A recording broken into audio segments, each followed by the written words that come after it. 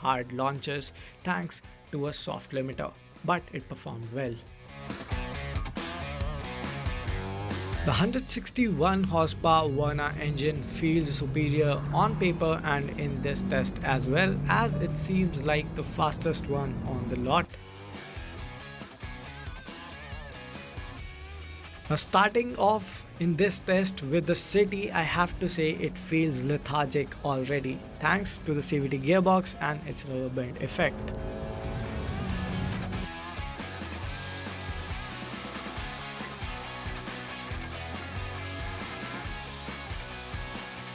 Now sedans, they are perceived as comfortable vehicles over their SUV counterparts. And another aspect of a comfortable car is great NVH control. What NVH stands for is noise, vibration and harness. So we are testing the noise levels in these cars with a third-party mobile application. As we begin this test with the Volkswagen Virtus, we can tell you that the minimum decibel value observed is 64.2, while the maximum decibel value observed is 80.2. As for the Hyundai Verna, the minimum value remains 62, while the maximum value remains 79.2. Moving to the last contender on this list, the Honda City, the minimum decibel value remains 66.4, while the maximum decibel value observed was 83.6. The results, they will shock you. But first, I'll tell you about the parameters that we used for this test. We have kept the blower fan settings at 1 and we are chomping down highways and city streets with speeds varying from 40 kmph to 80 kmph. And to kickstart this test, we have the Hyundai Verna with us. Now, as in our final results, we can conclude that Hyundai Verna is the most silent of all. Now the Virtus takes the second spot, while the Honda City's cabin turned out to be the noisiest of all. Now a comfortable car does not only need to have good NVH levels, what it also requires is a great ride quality, and to test that we have a bottle of water and an empty cup with us, and yes, the 3 cars. But this test we are going to start in the Honda City by filling this cup with water, and we'll go over a bad section of road at speeds of around 35 to 40 kmph. And what we are going to test is how much water is displaced out of this cup in all the cars, the City, the Virtus and the Verna. And it's the result time, and I have to say that the City excelled with the least amount of water displacement from the cup. Next up is the Volkswagen Virtus with its rather stiff suspension. Now Verna, it might be powerful, but it does get a softer suspension setup, therefore making us wet with a lot of water spillage. Also, the City comes with comfortable seats. Now the space is great on the Virtus as well, but somehow the Verna doesn't feel as comfortable as the other two. See, we told you this is not going to be a boring comparison, but what have we learned from this one? Well, I can tell you that the Virtus and the Verna with their turbo petrol motors and the DCT gearboxes are equally fast. It is the City with the 1.5 litre NA and a CVT gearbox that it felt lethargic. Now this car is on sale with turbo engine in international markets, and we are asking Honda to bring that to India so that it can give some tough fight to the Virtus and the Verna. Coming down to the NVH test, well, it is the Verna that took away the limelight from the Virtus and the City, with City offering the highest number in terms of the max NVH levels that we observed in the test. Finally, we have to talk about the suspension test, and the water displacement was observed in the maximum amount in Verna. Then it was the Virtus, and this is where City excelled. So if you want to buy a car that has comfortable ride and you want to be chauffeur driven, go for the City. But if you want to have fun and is a very balanced offering with features, you have to go with the Verna. But if you're all about making this decision illogical and from your heart, I think Virtus will fit to your bill. I said illogical because this is the most expensive car on this list. In fact, it misses out on a lot of features as well when we compare it to the Verna, which indeed is slightly cheaper. But on paper, it is the Verna that is more powerful, but in the real world, with supreme handling, it is the Virtus that will keep you happy if you love pushing your car. And with that, I'm your host Mohit Bhardwaj. I'll now take a leave, hoping to see you again in another video. Till then, take care. TVS has updated its most popular product, Jupiter 110. Let's find out what all has changed. Sometimes all that we need to know are interesting facts, and I have one with me today. That planet Jupiter takes 11 Earth years to complete its one revolution cycle. But why am I talking about Jupiter? Well, because TVS took 11 years to launch the new generation of Jupiter 110, which first made its debut 11 years ago. Well, with this analogy, let's kickstart the review of the new TVS Jupiter 110 and find out how good the scooter is. So, aesthetics, and in that department TVS has done a very wonderful job, I have to say. Over to the front, the apron is all new and it gets this wide LED DRL which actually looks phenomenal. Over to the front, you're getting a new headlamp cluster with a revised cowl that sports a dual tone appeal.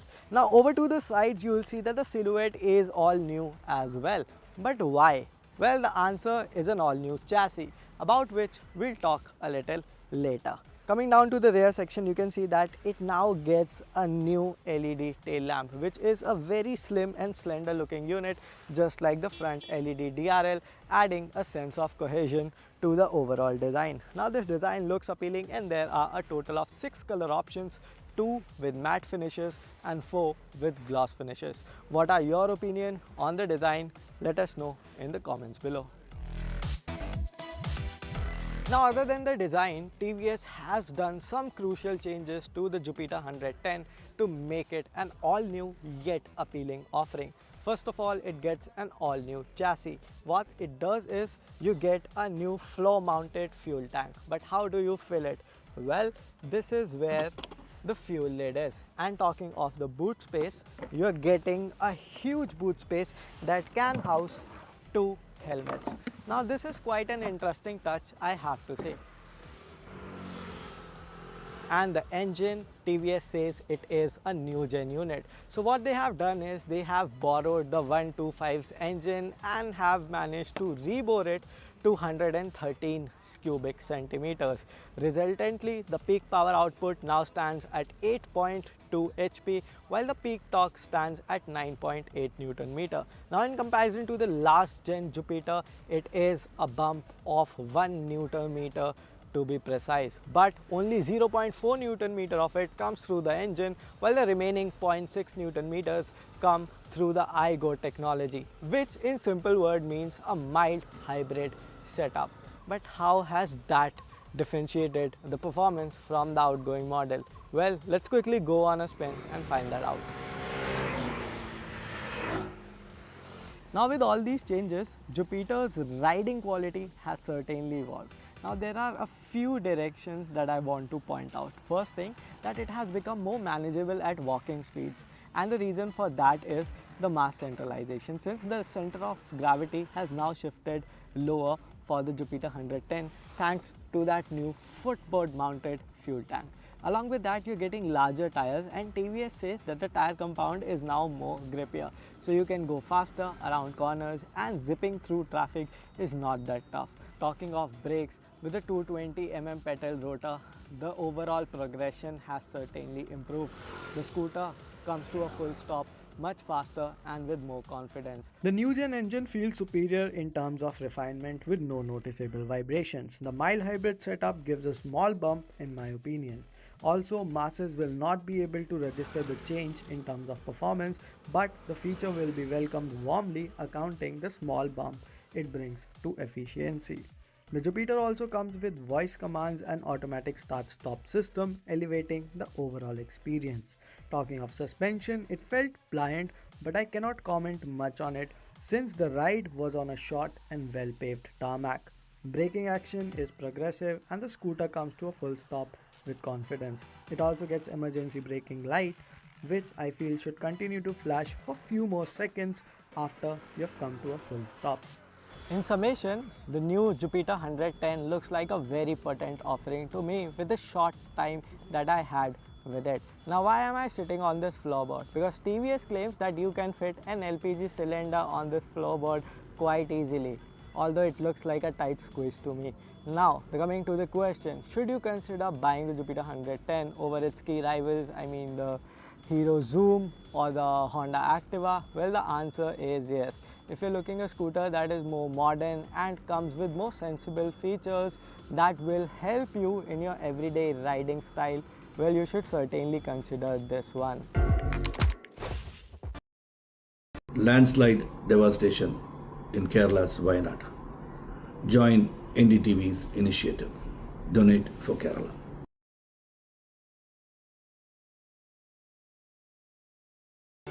Stay informed and entertained with the new and updated NDTV News app.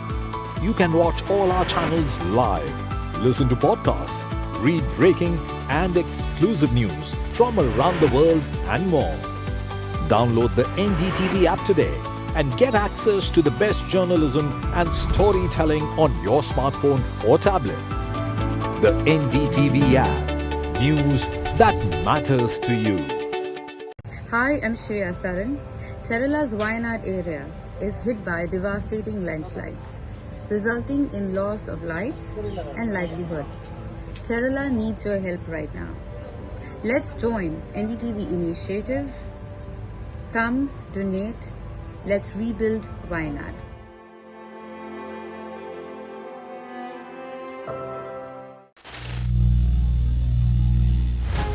Some people say the metaverse will only be virtual. One day this lecture hall will be made of code, and driverless cars would be trapped in intersections. But even in this maze of the future, you can't wish away health. It's time to become more resilient.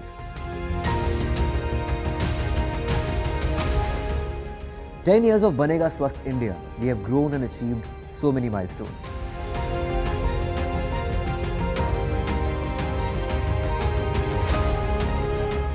And now I have a plan to beat the urgency, to stop breathing with difficulty, to relieve getting choked with inactivity.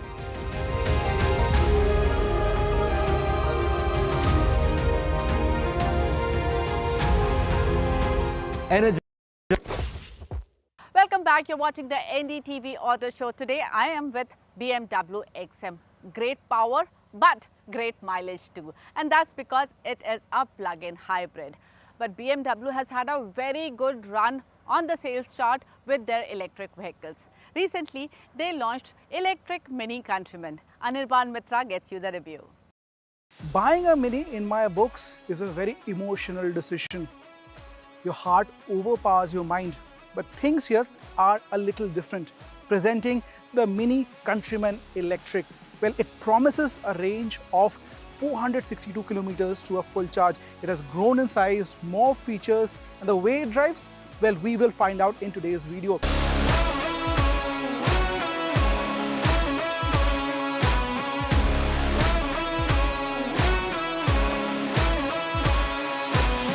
The Countryman Electric is priced little under 55 lakh rupees ex-showroom, which makes it a direct rival to the likes of Hyundai Ioniq 5, Volvo C40 Recharge, and the Mercedes EQA and its own sibling, the BMW iX1. The overall length of the car has increased by 130 millimeters. It's much wider than before, and the face of it, well, you see a fresh design language.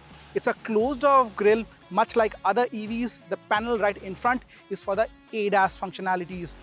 You get bronze bezel right around the grille. There is an element of bronze on the skid plate as well.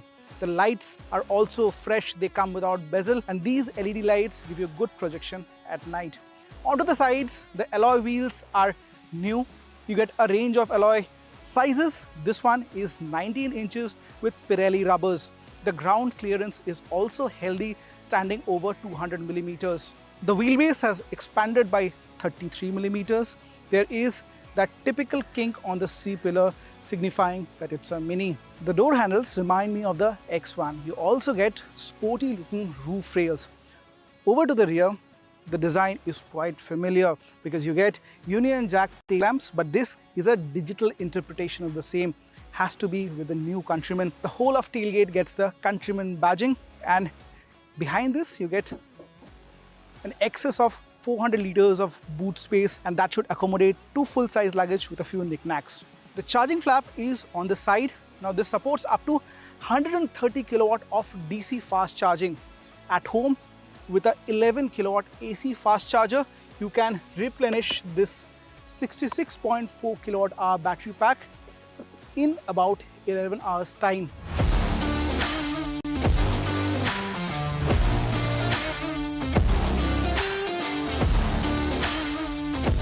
Well, the Countryman globally gets petrol, diesel and electric.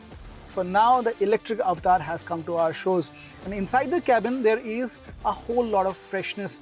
Right in the middle is a 9.4-inch circular display, much like other Minis of past. But this one is fresh. This one gets the latest Mini operating system. It's slick to use, loaded with features.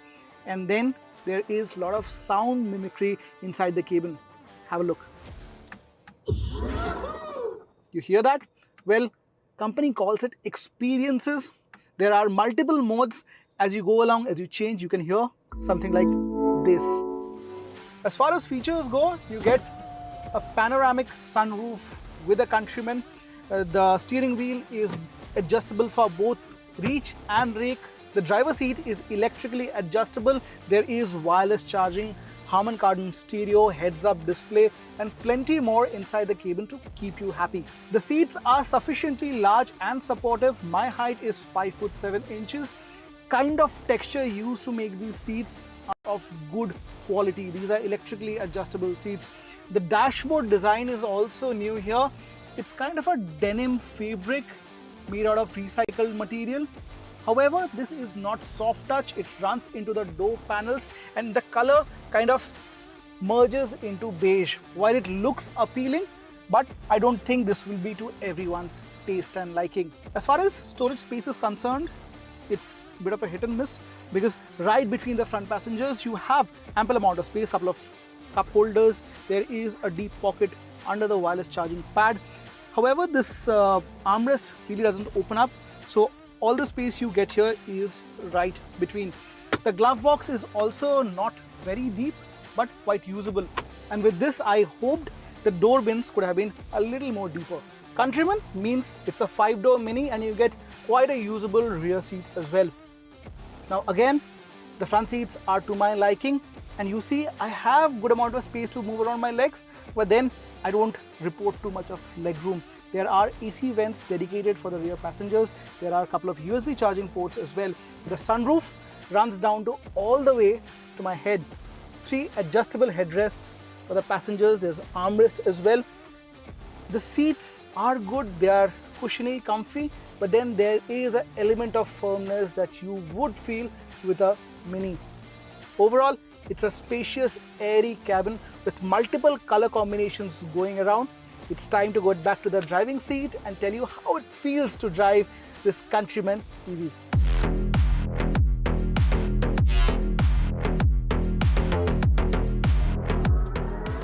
Do you hear the sound? Well, there's a lot of it inside the cabin. Obviously, when you shift to the sports mode or over here, it is called the go-kart mode, it becomes so much pleasurable. It kind of mimics a performance car, but this electric is fast when you need it. A 0 to 100 dash, company claims, is just about 8.5 seconds. And if you compare that to its counterpart, the BMW iX1, that's way more faster. Ask me why? Because iX1 gets a dual motor setup. On the other hand, this one, it's a front motor setup which puts out 204 horsepower, 250 Newton meters of peak torque, and the claimed top speed is 170 kilometers an hour. But for your daily driving around city corners and at times on the highways, you'll be offered with enough grunt. The electric motor feels quite progressive. You have 3 drive modes to play with. The go-kart is the fastest, the quickest, but then other modes really don't change the power and torque output. They change happens in the way the power is being delivered. Especially in the green or the eco mode, the power delivery is slightly dialed down, it's more range oriented. And talking about range, the company claims it's over 460 to a single charge, and in real life expect anywhere between 350 to 380 kilometers. I think it's a fairly handsome number. Remember the Cooper, the electric Cooper that arrived a couple of years ago? Well, it had a shallow range of around 200 kilometers in real life, and it really did not make justice to a lot of buyers. Where does the Countryman fit in? Is it a hatch or is it an SUV? See, it has grown in size, it's over 4.3 meters in length, but still from the driving seat, it somehow fails to give me the commanding view of an SUV. But on the other hand, what it really stays true to is its ethos of great handling. It is still that sharp handler, gives you crisp response whenever you steer it around. With a quick and sharp handling product, what you require is good anchoring strength from the brakes. And I must report, the brakes, the performance, the feedback from the lever are good. You also get different levels of regenerative braking. However, to change them every time, you have to shift your focus off the road, get to the touchscreen and play around. So that's a bit of a dampener. Promised as a family SUV, I'm going over bad and broken roads, and you can see how much I'm being tossed around. Well, things have improved. Things are way better than what they used to be, but still you feel firm edges when you go over really bad roads at slow speeds. But it's kind of a trade-off you have to live with, because this car promises great amount of handling and there is some compromise in the ride quality. Globally, you get an all-wheel drive variant, which means a dual motor setup with a Countryman. It's a bit of a shame that BMW has kind of overlooked the enthusiast market with this car, and I believe an all-wheel drive variant should have been considered for India as well. Nevertheless, it's fast, triple-digit speeds come naturally, and thanks to the placement of battery on the floorboard, the center of gravity is really low, which means it's really planted at high speeds. The ground clearance stands over 200 millimeters, and in today's driving experience, I found no difficulty in gliding over tall speed breakers or going through bad potholes. The Countryman Electric is fun but could have been faster. But this one solves the biggest problem that the Cooper Electric had, and that is the range. It's a usable 400 plus range in day-to-day driving experience, and I believe now BMW can be happy, rest assured, with more clients of the Countryman EV. Well, that's all from us today. Don't forget to follow us on our YouTube channel NDTV Auto and also on our various social media handles. Till we meet again, take care, bye-bye.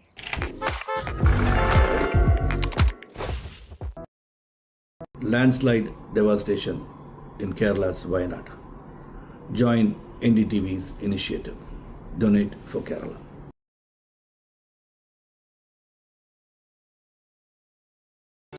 Stay informed and entertained with the new and updated NDTV News app. You can watch all our channels live, listen to podcasts, read breaking and exclusive news from around the world and more. Download the NDTV app today and get access to the best journalism and storytelling on your smartphone or tablet. The NDTV app. News that matters to you. Hi, I'm Shreya Saran. Kerala's Wayanad area is hit by devastating landslides, resulting in loss of lives and livelihood. Kerala needs your help right now. Let's join NDTV initiative. Come, donate, let's rebuild Wayanad.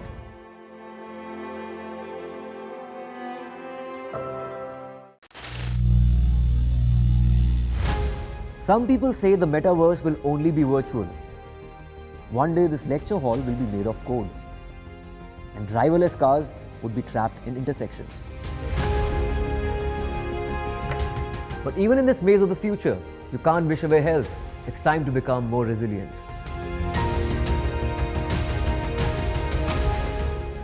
10 years of Banega Swasth India, we have grown and achieved so many milestones.